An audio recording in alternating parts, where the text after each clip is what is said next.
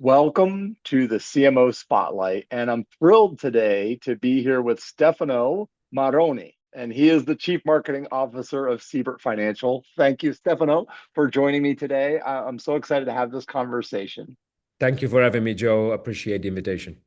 Absolutely. So first, I'm wondering if you could tell us more about Siebert Financial, about the company, and then we'll get a little bit more into your role there as Chief Marketing Officer.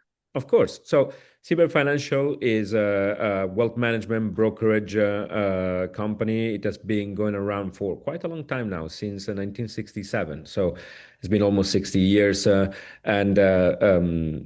Financial freedom for everyone is kind of their objective and mission. And they provide a series of financial services to a number of different categories of people. They also have an investment banking arm and a media investment arm. But by and large, they're known as a brokerage and a wealth management company. They manage several tens of billions of dollars. And I'm the CMO, which means that I'm responsible for every aspect of the marketing of the organization, and including advertising and comms. But I also run together with our head of entertainment, Gebbia Media. And Gebbia Media is the media company that was acquired by Siebert Financial that effectively acts as their in-house advertising and marketing agency and as their entertainment company. So we produce content as well as a brand, which is a very important part of what we're trying to demonstrate, the thesis and the way that we approach marketing and comms. Very cool. And Siebert, I believe, is publicly traded. Is that Yeah, correct? yeah, it's listed on the Nasdaq. And so rough revenue-ish on an annual basis. So in terms of size, Siebert has an operating capital of around $100 million, and that's like 90 to $100 million is like the revenue, and it has grown significantly since it was taken up from current leadership. So in the last 10 years, it started as a just under $10 million to $95 million Wow, company in size. So they've that's been in an up and up. that's a growth for sure. And so you mentioned your role as CMO. I'm curious, just what does your team generally look like? Like, are there different specific functions within the Of team that you course. manage? Yeah. Yeah, so the team at the moment has a mix of full-timers, part-timers, and agencies and outsourced roles that support us. So we have a CRM and conversion expert. We have head of basically content marketing that works very closely with me. We have a social media dedicated responsible person. We have a graphic designer director, and then we have two in-house content creators. So that's Hmm. the in-house team. On top of that, I believe in thinking about resources rather than people. Mhm. This is kind of a lean team.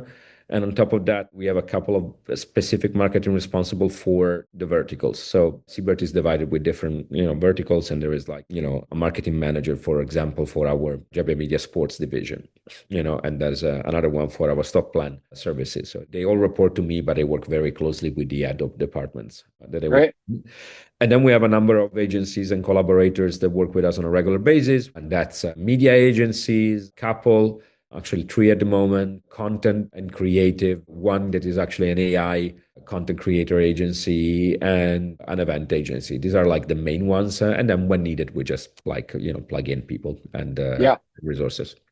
that's great. I'm curious about your career path. I believe you're originally from Italy and made your way uh, further west over time. But I'm curious to hear about your career path that led you to this role at Siebert. How quick do you want me to be about this? I think the short version.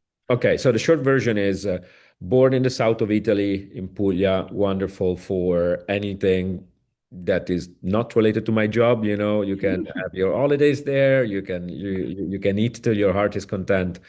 And the biggest thing was I really wanted to work in not necessarily advertising, but it was like storytelling. That was always my thing. So I moved to Milan, did the Academy of Fine Arts, and as I was doing that, I was very lucky to be asked by a friend of mine to, hey, do you know I can draw like do you know anybody that can draw? I need some storyboards for a campaign. And I was like, I can draw, So and I started working pretty quickly while I was still at uni full time for a publicist agency called Leo Burnett. I don't know if you're No, of familiar with course. it. Yeah. Huge. Yeah. And so by the time I was 19, I was doing storyboards for campaigns for Mini Cooper, Heineken, BMW, Coca-Cola, Wow. Barilla. So super lucky because I could basically draw, and I started doing also mock-ups because as I learned in my course on media design to do, for example, more animation and motion graphics, I became like a part of that team. I Hmm. stayed there for around 4 years. And then I really wanted to pursue this idea of like more storytelling and my passion for animation. So I went to Vancouver, did Vancouver Film School, classical animation trained, and I worked on a couple of TV shows and more advertising as part of that. And then something kind of sad happened to me. My tendons snapped by drawing too much. Hmm. And I had a period where I was like, oh, I don't know what to do. And then a little voice inside my head was like, you know what? Maybe you can help produce and be on the side of like getting people together. You have the knowledge to do this, yourself. And so I moved to London and started working for a startup as their lead designer. And at the same time, I did a MSc in Creative and Cultural Entrepreneurship at the University of Goldsmiths, on the University of London. And by the time I finished that, I was leading a team of around 7 or 8 people, saving this. It was an educational startup that needed to create a truckload of content. I saved them hundreds of thousands of pounds.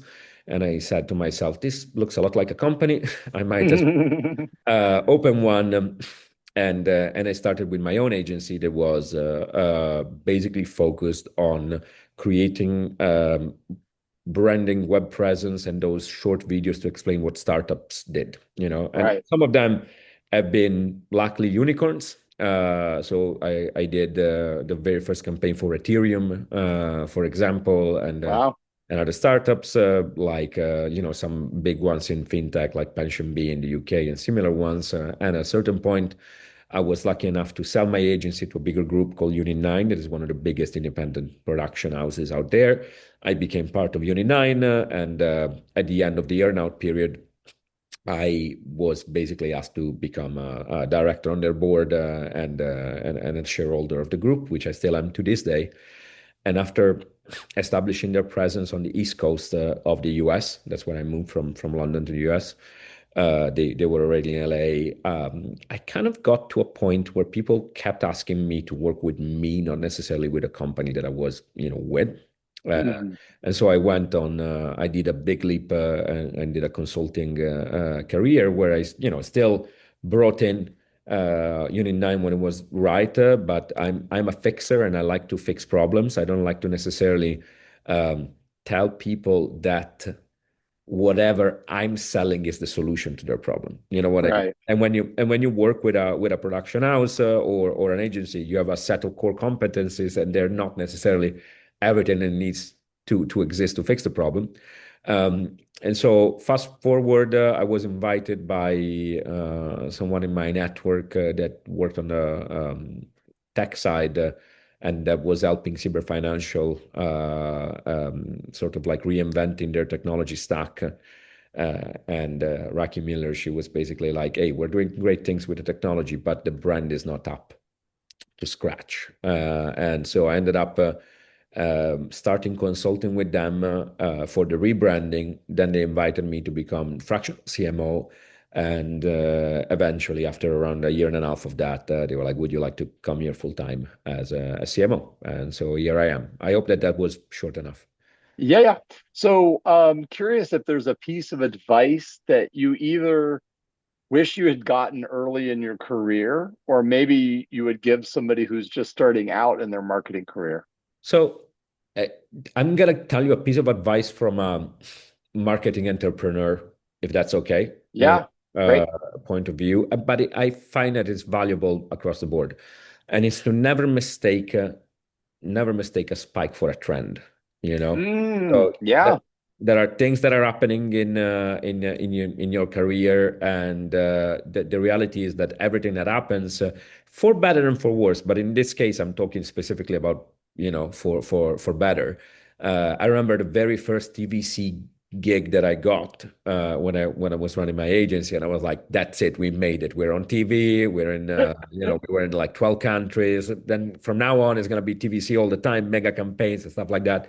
And then crickets, and so um, I think that to create a pattern, to create that consistency aspect of what you're doing, you can get lucky once with a campaign, with something that you create, with a piece of content that is great. You should celebrate, but it doesn't mean much unless Yeah. you understand how to turn that into a process and how to turn that into a formula that repeats itself. And that's very true. Even with Siebert, after the rebranding, the stock went through the roof in the following 12 months. I'm very proud of what we did by basically building up a marketing and PR team that didn't exist.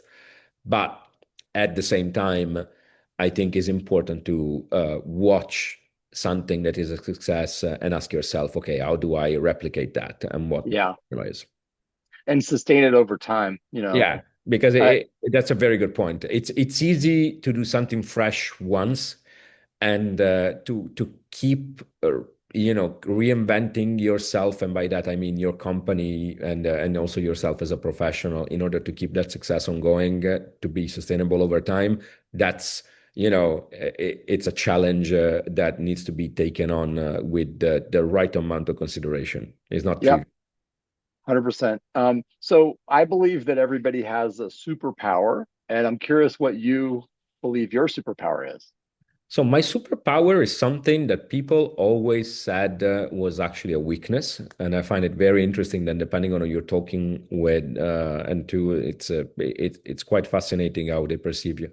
But the thing for me is like, I started as a creative, and then I went on the business side, and that is what ultimately allows me to be, I think, an effectual CMO. That I know how to do the production, the creative, the campaign, but I also know what a balance sheet is, and what a P&L is, and all. Left brain, right brain. Yeah. Right, and the point is that I think that there is all this narrative of the specialism and the hyper specialism, and becoming like the best at whatever you are, and that is often interpreted as a vertical thing. But I think that you can also be the best horizontal thinker ever, and I think that now that production and a lot of the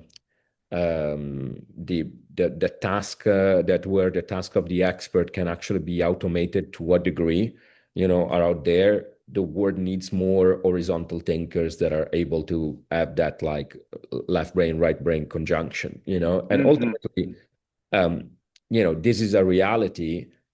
We always are going to respond to somebody that talks Excel, in a way. Obviously, the customer is the ultimate one, but in order to get, anything done within an organization, not only Siebert, there is somebody that is, counting how we can make it happen, and budgets. So if you don't know how to translate what your incredible creative idea is to an economic value or a way to impact the business, it doesn't matter if your idea is fantastic. I've seen plenty of amazing creative ideas not travel far enough in an organization because they were not translated into the language of business. Right.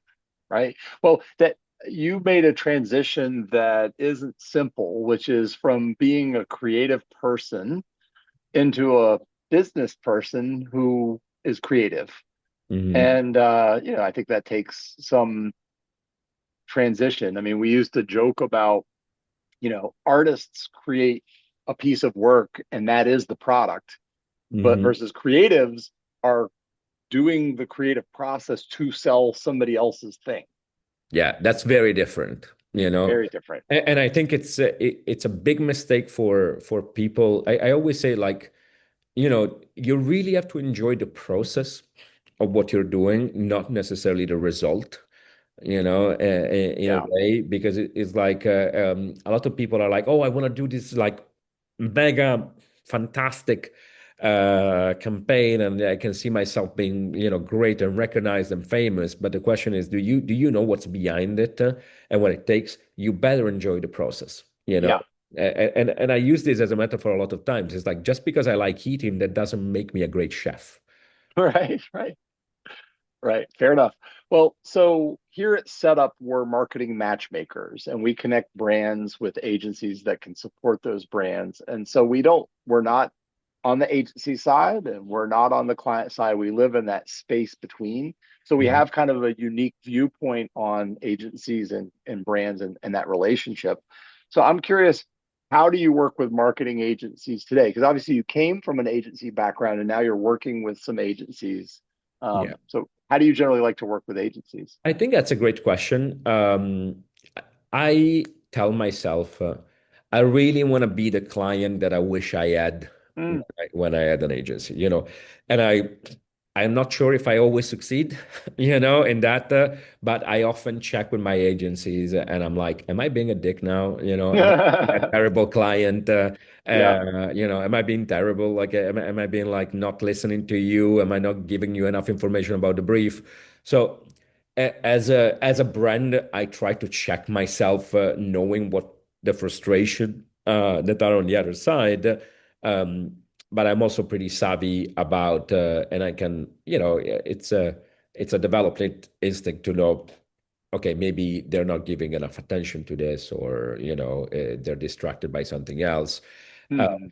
so how to work with agencies? I think that there is an important element here about the size that you're working at. I think that a lot of times people are not necessarily mismatched from a um, kind of like capability point of view, or would be great for that brand. But you have to understand, am I at the right cycle as a company to be working with this brand at this given time? So I think that there is an element there that a lot of agencies kind of like uh, uh, misrepresent in their ad, or underestimate. That is, and I still work a lot on the agency side by independent Right. consulting, and sometimes making introductions and things like that. And the point is, there are clients that I could access sometimes just after I was acquired, because the company that acquired me was more than $100 million, in revenue one, and so I could be even remotely considered by their procurement. So, Yeah. and so, my suggestion to all the agencies that out there is like, understand, if I can use a boxing metaphor, if you're a lightweight, a midweight, or an heavyweight, Right. Right. and decide what the brands that are good for you in that space are, and go and try to catch them. Because I can tell you that it's wasted time when a mega agency comes to Siebert Financial is like a mid, level brand, and I have millions, but there are a few millions, not hundreds of millions, to spend, Right. in marketing. And at the same time, when I have a mini two-man band, and where even the complexity of my needs are not the ones of Yeah. a small chain, and we're a public company, so there is like complexity that come with that. And I think that at times what happens with agencies is that it's much better to be a very dangerous middleweight, and like responding to RFPs in that space and stuff like that, than to be the lightest of the heavyweights and be pummeled down all the time by Yeah. people that are Yeah. 300 times bigger than you in RFPs, where you're just kind of fodder there. And I think that sometimes the ambition makes you not see that.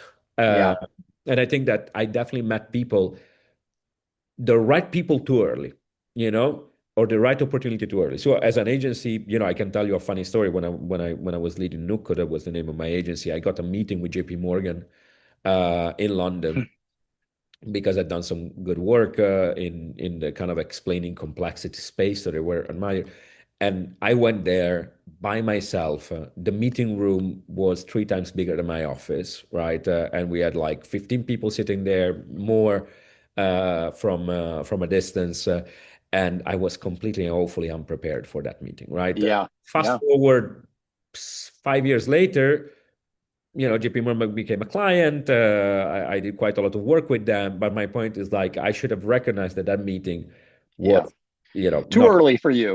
Yeah, and this happens. I Yeah. think that sometimes people are like scared to say not now. You Yeah. know. Yeah. And by the way, if you'd said not now, it might have made your agency more appealing to them. Yeah, and more desirable. Yeah. I completely, and I still sometimes say to people is like, you're amazing. See you, in a while after you demonstrated XYZ, Yeah. that matters. Yeah. So I'm curious if there are certain marketing functions that you feel are best suited for you to outsource because they Mhm. have outside perspective or expertise that you don't want to build that capability in-house. And are there other functions or disciplines of marketing that you feel are very core to your business that you must keep in-house? I think that is an interesting point, the one you raised, for two reasons. Um, Nobody's an expert in everything, right? Right. And that's impossible. So I think it's important to understand, A, as a CMO, where your strength is and where your weaknesses are, and compensate. And B, also to assess what your team is and then assess your business, right? So I think that this is most people. I'm going to say something a bit controversial, okay? Is, Sure. you know, what are the decisions that are most difficult within an organization? Is not where to do media buying, you know, it Right. is Right. Right. not is not where to do optimization, is not where to get data, is on the creative side, right? Mm. And I think that there is um, an element of, let's say, lack of responsibility slash spine in a lot of marketing professionals when it comes to owning a creative decision, and that you Mhm. can always work with an external vendor that if it doesn't work you can throw under the bus. I really don't agree with that. I think that if you have to stand by the agency or the production house or the people that you work with and own your creative decisions. So we most of the time do at the very least half of the creative work in house, and I think that that's beyond important. You Mm. I think it also depends. Obviously, it depends significantly on what kind of company and how Yeah, big your team is, and now you're and organized.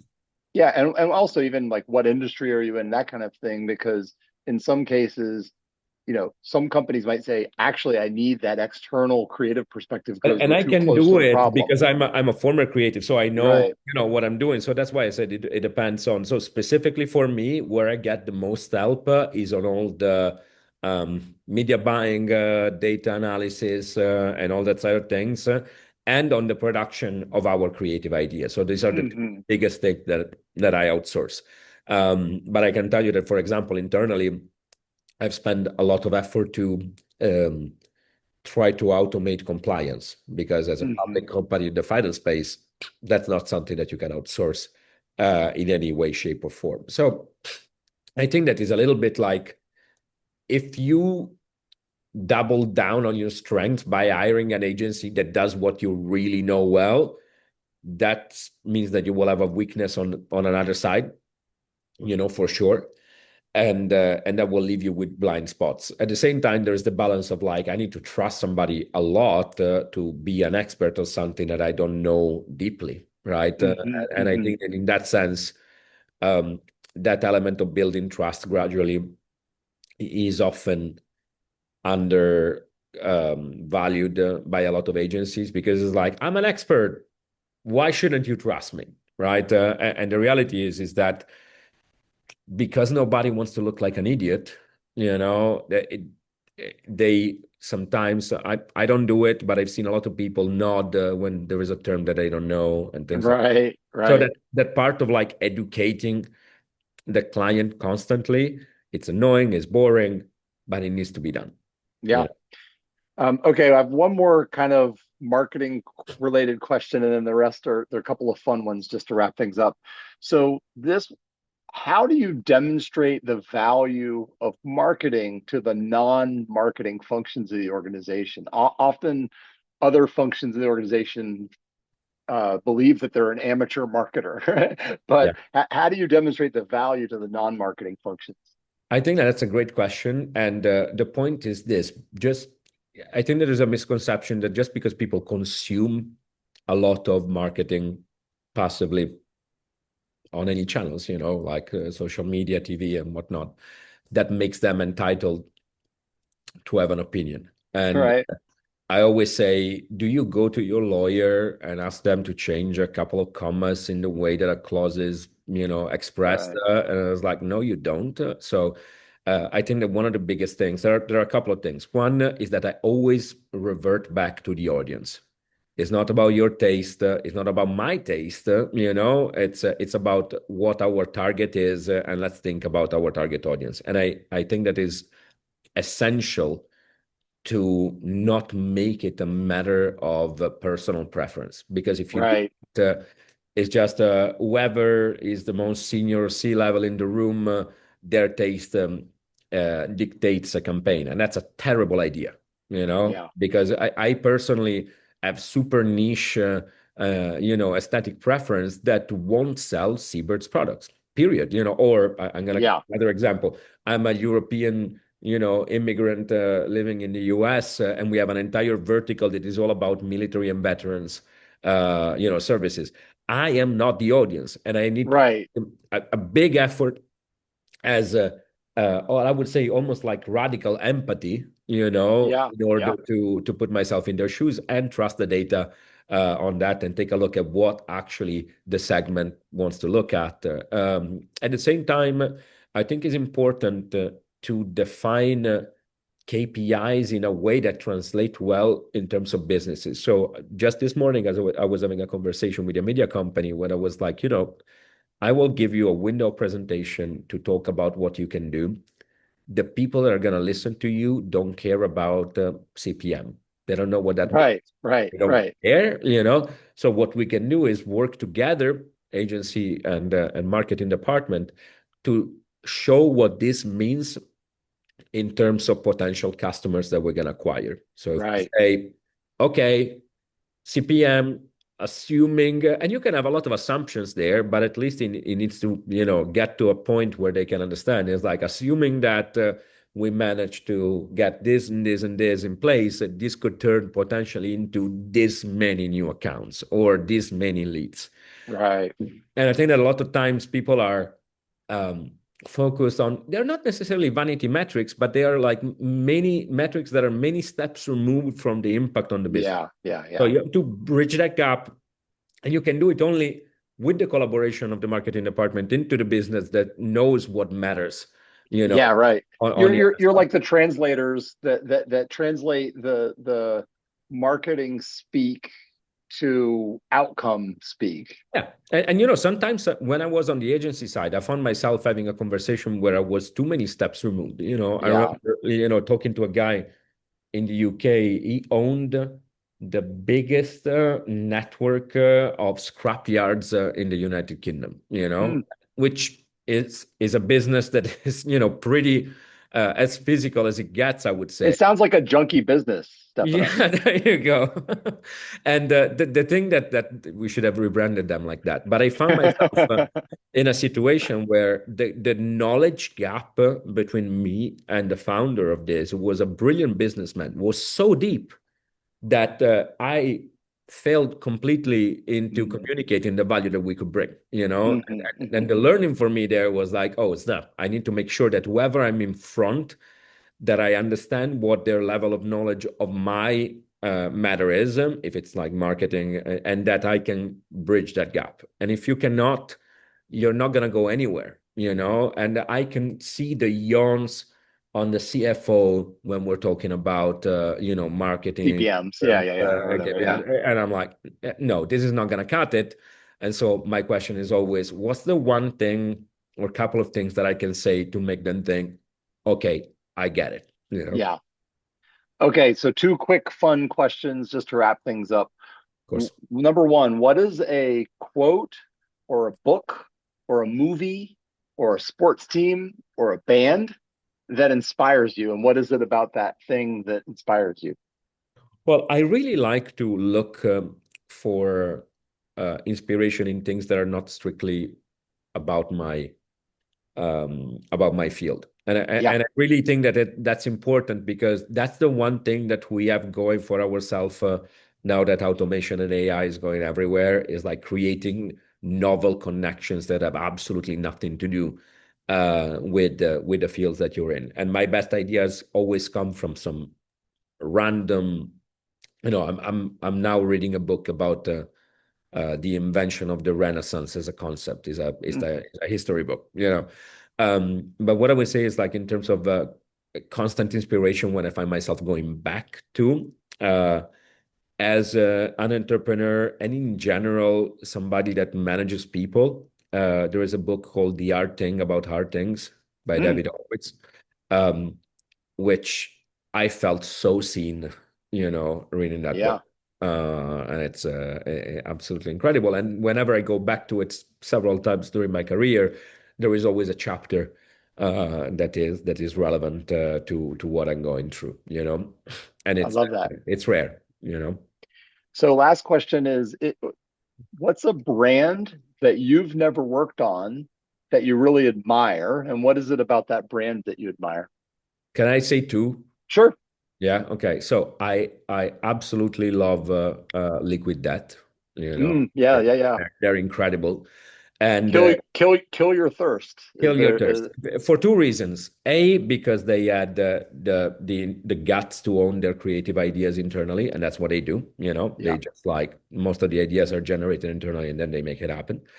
And two, because they created a category that basically didn't exist. That is like let's have somebody sipping water in a club looking as cool as the guy with a vodka tonic. Yeah, yeah, yeah. That's absolutely genius. Yeah, I love that. They it is a smart brand and I think their larger mission is to reduce plastic in the environment, right? Yeah, It's like, and it's hey, all with the what's cans that are right, recyclable. recyclable, right? They're fantastic. And then I admire craft. Mm. So there are some brands that are almost like they're cool despite everything. You know what I mean? It's like despite all the wrong decisions that they're taking and stuff like that, because their product is just so good.